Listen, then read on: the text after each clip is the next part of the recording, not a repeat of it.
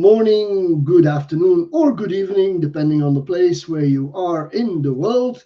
Welcome to Let's Talk LinkedIn with Guy and Nick. And we talk about all things on LinkedIn.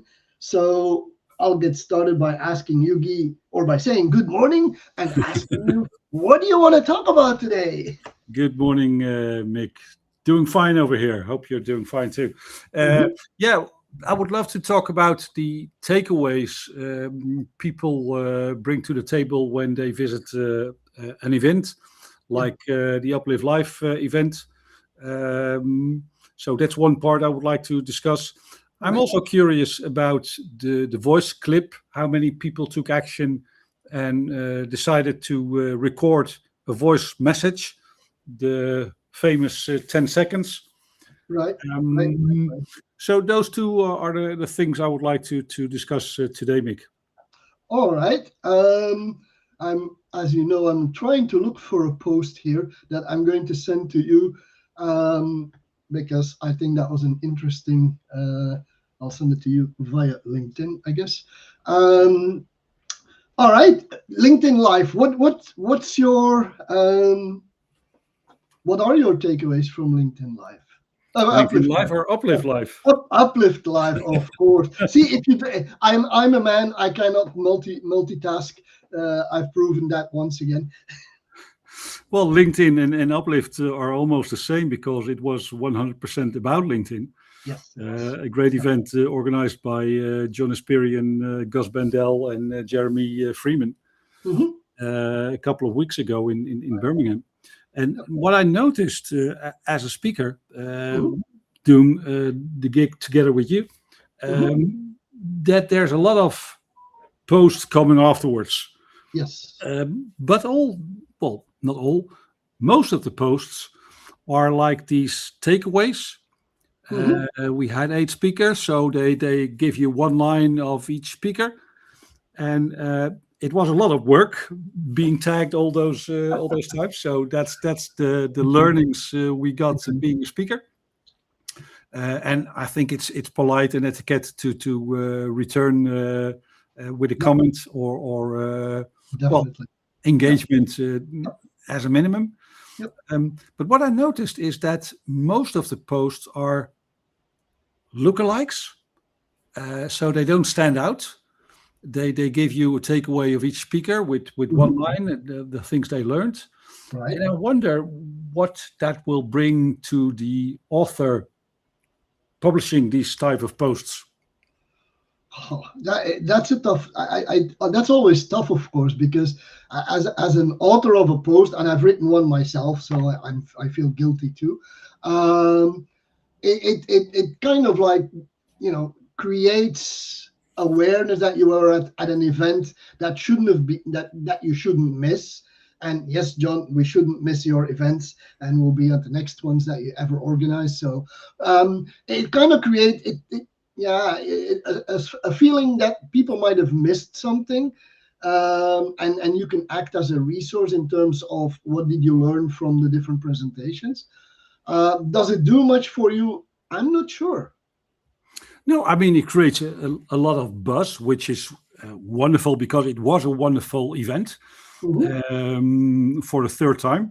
So I Yep. fully agree with all the people that wrote about the Yep. event. But there's a lot of um, posts at the same Hmm. time Yep. for 1, 2, perhaps 2.5 weeks. Yep. And what happens next? Because we had all these wonderful recordings, right? Right. All the presentations were recorded, so Hmm. you can buy the replays Hmm. with lots and lots of knowledge. Right. And Yep. and and we can agree on this, Mick, because last year, 6 months after the event, we still had a LinkedIn Live discussing this with Team Benelux, and we still came up with valuable information and knowledge to share. Exactly. So there's much more to gain from an event like this than True. we do now, Yeah.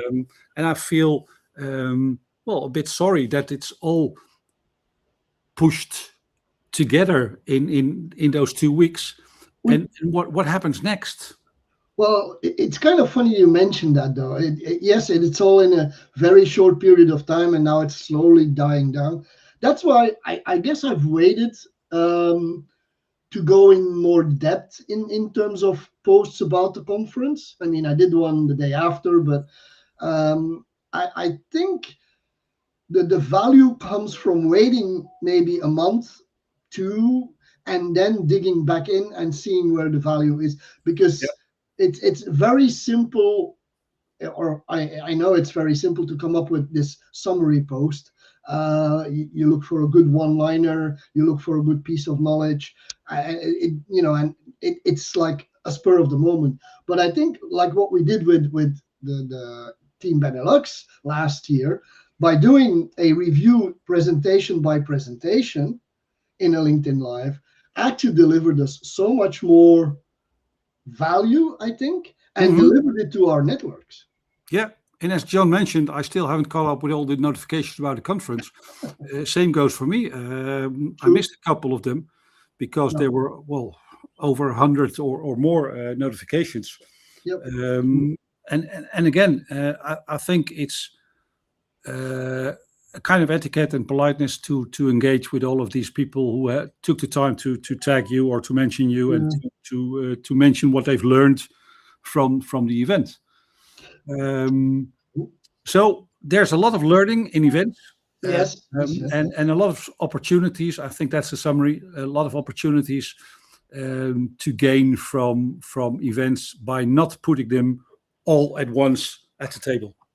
Yeah, and I think I mean, and if you go to a conference like this and you get the replays and the presentations and stuff afterwards, as we have, I think it's good to revisit them after a month, because so much is lost over time, and things that seem very small during the presentation are really much bigger. So I think there's value to visiting this over a longer period of time. Yeah. And I'm very pleased to see Luis Carlos de Oliveira Mhm. from Brazil saying, Mick and Guy from Brazil, have a great event. Thank you. Obrigado, Luis Carlos. Thank you very much. And nice to see you join us from Brazil. I'm not sure what time it is over there. Must be late. The other thing that I take back from the conference is I've just this week I kind of like looked at the people who were at the event, so whoever was there, and I compared that to my first degree connections, and I thought I had a lot of people that were in my first degree, to come to the conclusion that only a third of the people, roughly, were in my first degree. So what I'm doing now, I'm roughly a month after or close to a month after the conference, is the people who actually wrote a post where you and I were mentioned, I'm reaching out to them, connecting, making reference to their post and the fact that they mentioned this in the post. And I must admit, the success rate is like nearly 100%. Okay. And there's also a difference between you and me, I think, in the takeaway, or not the approach of other attendees. Normally, I approach attendees, if I have a name list, before the event. And the simple reason for that is I cannot speak, I guess, to all 200 people in one day. So I normally reach out before an event occurs. Give me the possibility to get access to a conversation a bit easier, because afterwards, I'm not sure if everyone will respond. And the reason also before for having these invitations sent out before an event is you have a same goal, you have a same interests. Because in this case, the event was about LinkedIn. Other events I go to is the industrial gatherings or machine builders, which I work with a lot, or sustainability. So you focus, and I think you work on your connection and your network much deeper, having similar interests gathered in your network. No, that is true. That is true. And actually, with the whole new AI ecosystem, um, that that kind of rewards the fact that your network reflects your area of expertise, that reflects what you're putting out. So it makes perfect sense. Yeah. And perhaps that's the bridge to a next topic, Mick, context. You talked about earlier about 360 Brew, Yep. and well, the post that was sent out earlier this week about from a VP, I think it was. VP engineering, which kind of said that the 360 Brew was a thing last year.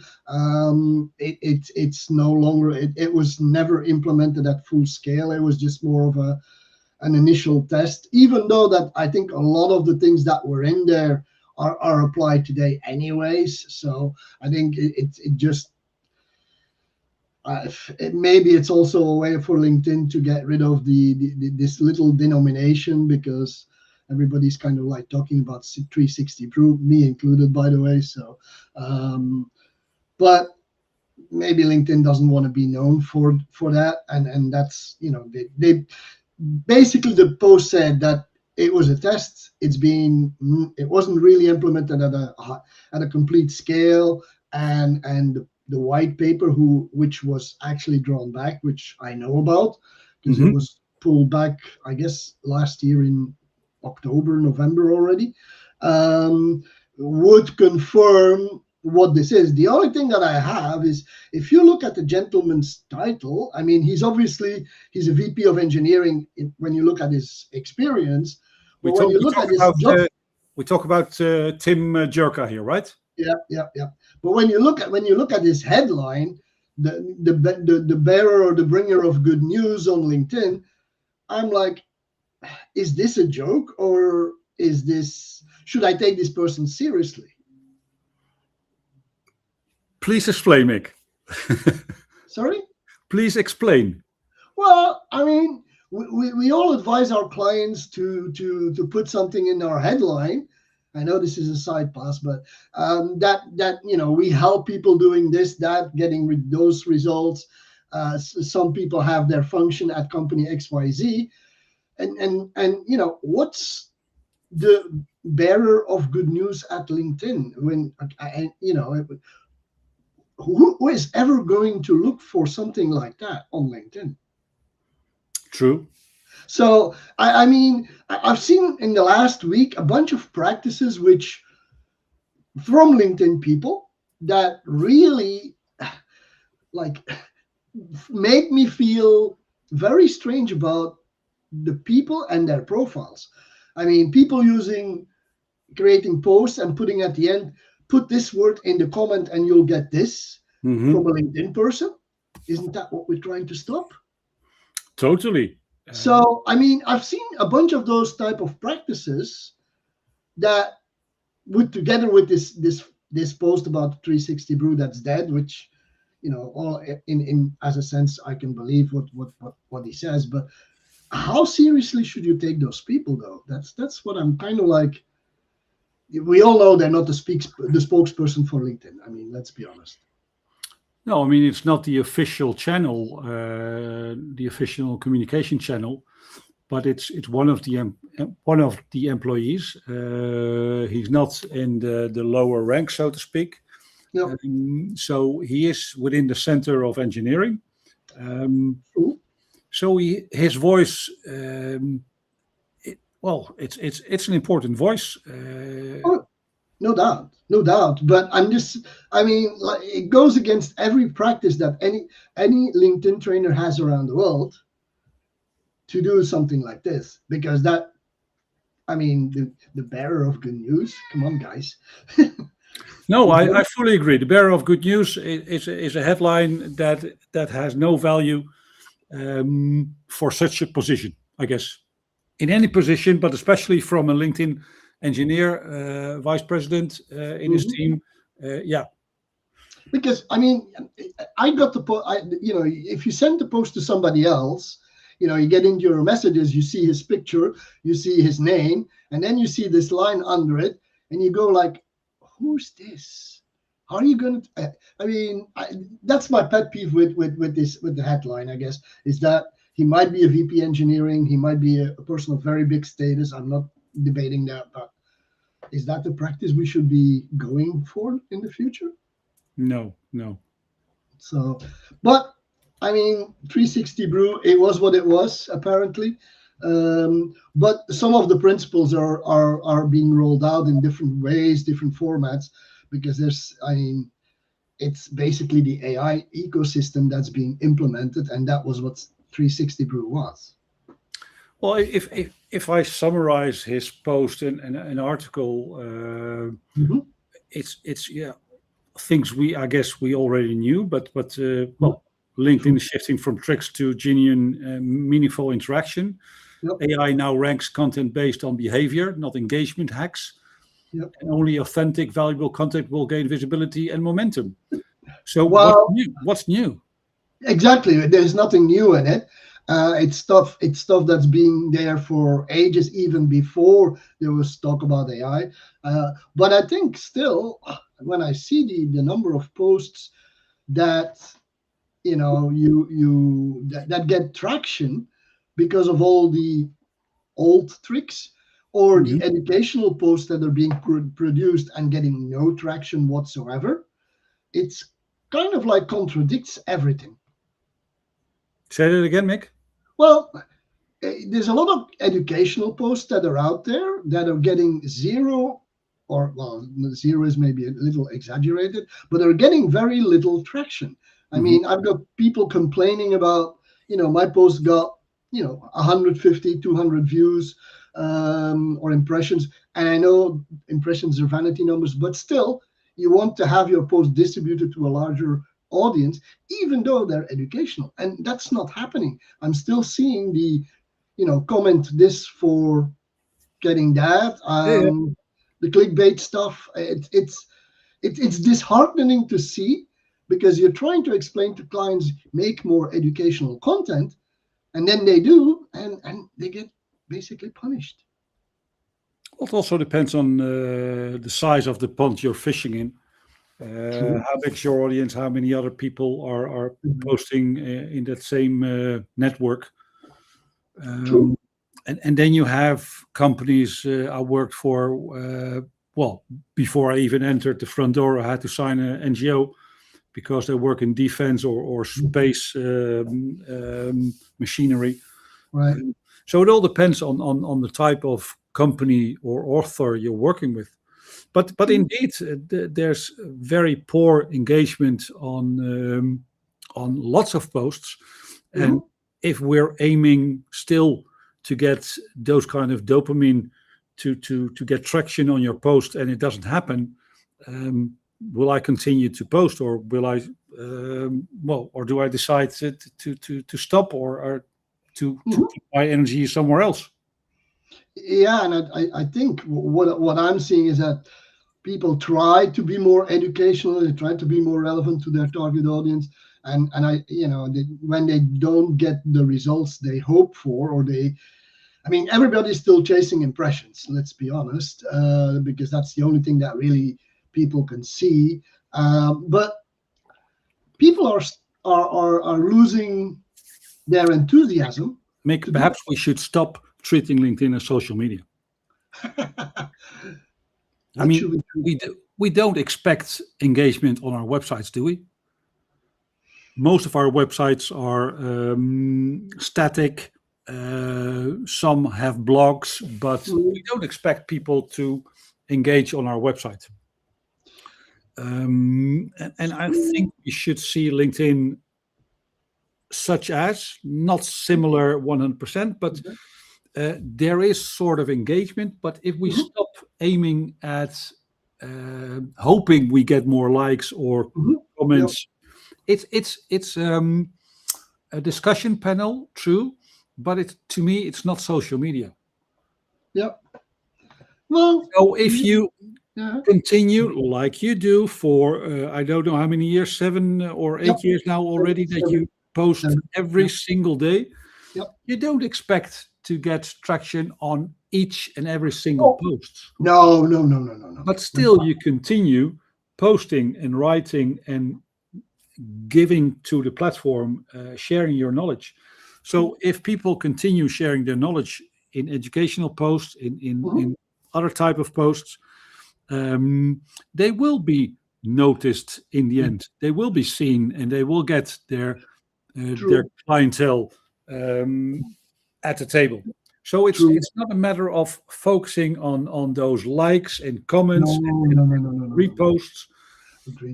It's focusing on sharing knowledge, engaging on the people that see your posts, and working on the additional people that will engage in future posts. True.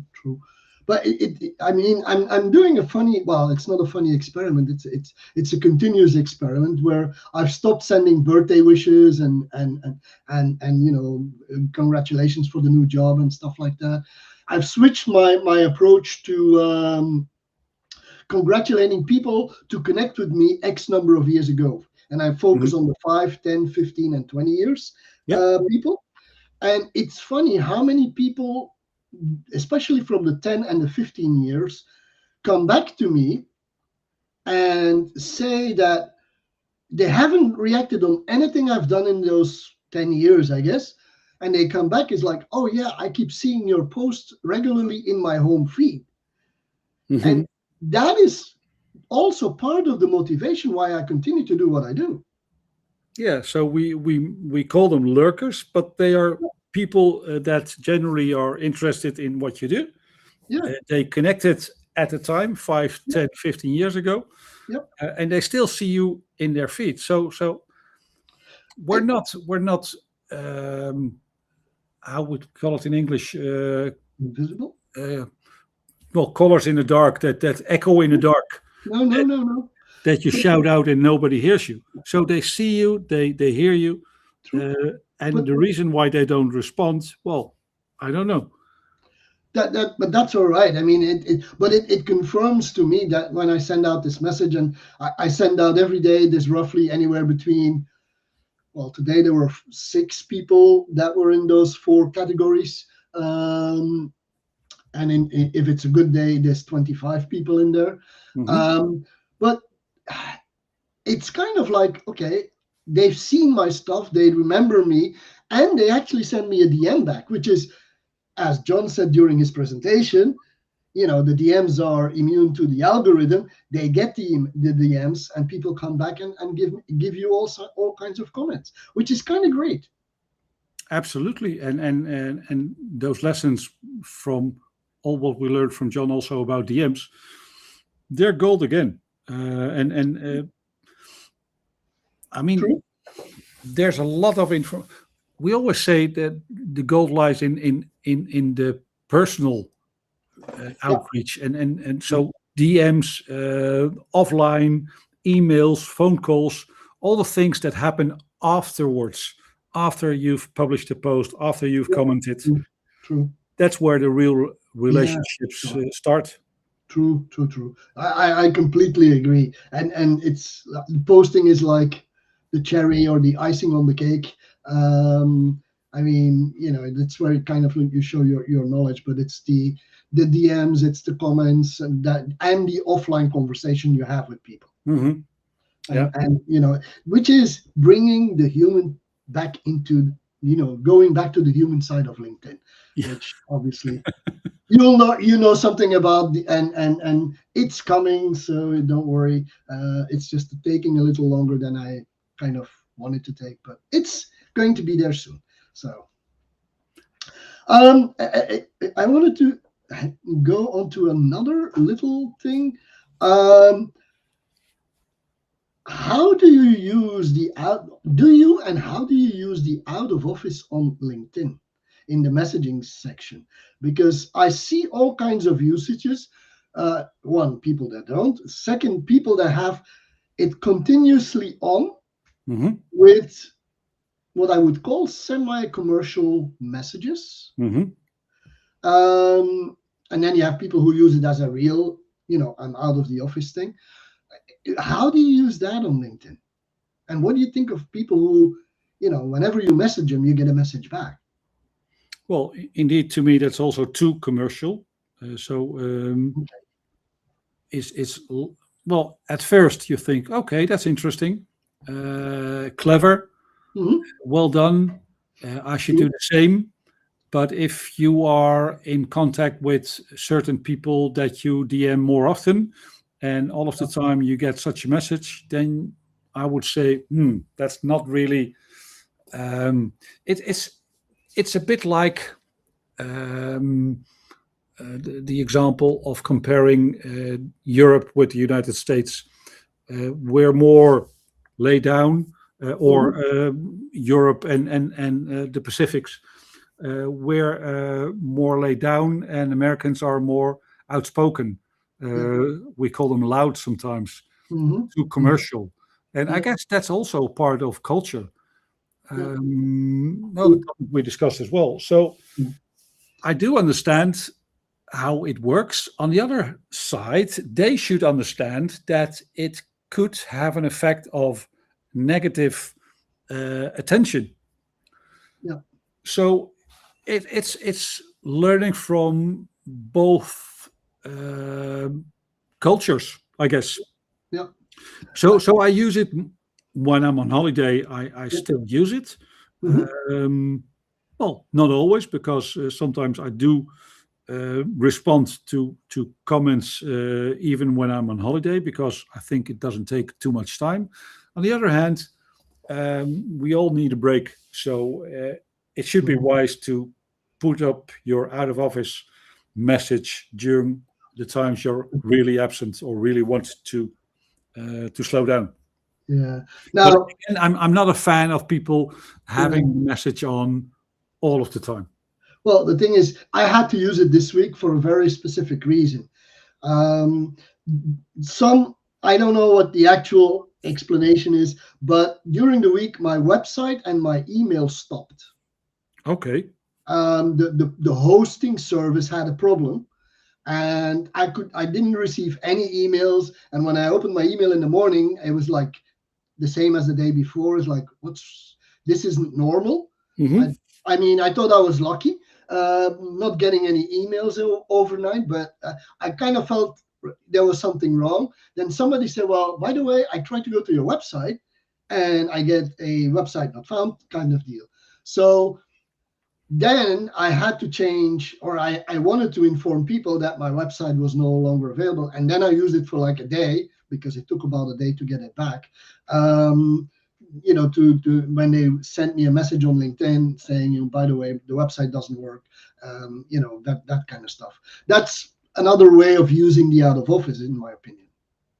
I think I will give the same answer as I did at Uplift Live. Use it wisely. Yeah. Well, if you do the comparison with the personal pronouns, some people use those. That space between brackets, the space behind your name, as an advertisement. So personal name and then the best LinkedIn trainer in the world, whatever. Yep. So respect other people who probably fought for this space in our profiles. I'm a big fan, not big fan, that's a wrong word, but inclusivity. People should use the space they have, but don't pass your borders. And the same goes with out of office. It's not meant for, well, in my perspective, it's not meant for commercial messages, because if you shout out too often, too loud, you will get the opposite effect. Right. True. We're nearly closing down. I got two more announcements. Did you get the new format for the carousels already in your home? No, I haven't seen them, Mick, to be honest. Okay, so I got them this morning, actually, Okay. because I thought it was kind of like, I looked at it, it kind of looked funny to me. It's like, this looks funny. And when I clicked it was a normal carousel when you open it up full page. So it's kind of an interesting format. Not sure I'm convinced yet, but at least I've got it now, so I can play around, or I can see what it delivers as we go along. So that's one thing. So that's coming, a new form, a new way of presenting carousels in your home feed. Okay. And I And would then, like to mention, Mick, that people should stop sending invites for follow a company page randomly, yeah, because I get so many invitations of people I know, mhm, first degree connections, yep, but I don't follow their company page because yeah, that's not my yeah, main interest. yep, The activity they do on that company page, and some of mhm, those company pages are very, very small. So I understand they would want to grow. yep. Um, but I get a lot of invites lately. No, it's okay with me when I look at the company. I still get them, but like you, I don't follow many company pages. The one that I follow are consciously. I got to go to the page and follow it, but most of the time I just don't follow company pages. Mhm. So, as a final um, statement, claim, whatever, today, tomorrow is a party day because tomorrow I celebrate my 22nd LinkedIn anniversary. 22nd year on LinkedIn. Wow. Yeah, so I'll be Early doing that. adapter. I'll do that with an article on LinkedIn. Obviously, that's not the most interesting form to post, but I have so much text in the article that or in the post that I need to make an article about it. So tomorrow I'll put that out. 22 years on LinkedIn out of the 23 that LinkedIn is celebrating in 3 weeks' time. Congratulations, Mick. And go a bit further on articles. I would love to see more um, editing possibilities, especially in style, to be add to LinkedIn articles. Mhm, mhm, For mhm. example, the images you only have two sizes you can put up. Um, there should be more possibilities on Yeah. creating a not only textual but also visual attractive article. Mhm. All right, should be. All right, we're going to wrap it up. Louis, thank you for contributing a lot today. I hear what you say about the new carousel. Like I said, I'm a little torn about it. Also, yeah, the clickbait, we all know about that one.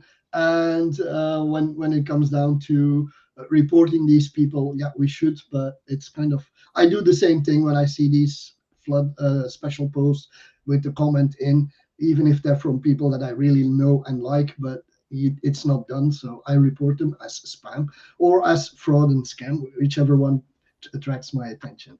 Also, thank you to John, to Thomas for joining our session today. I'm trying to see. Yes, Hans and Gus also for coming to listen to us. And a final word, Key? Have a great weekend, and Luis Carlos, 4:30 in the morning. So have a great rest of the day. You have the longest day from all of us, I guess. So enjoy and speak soon.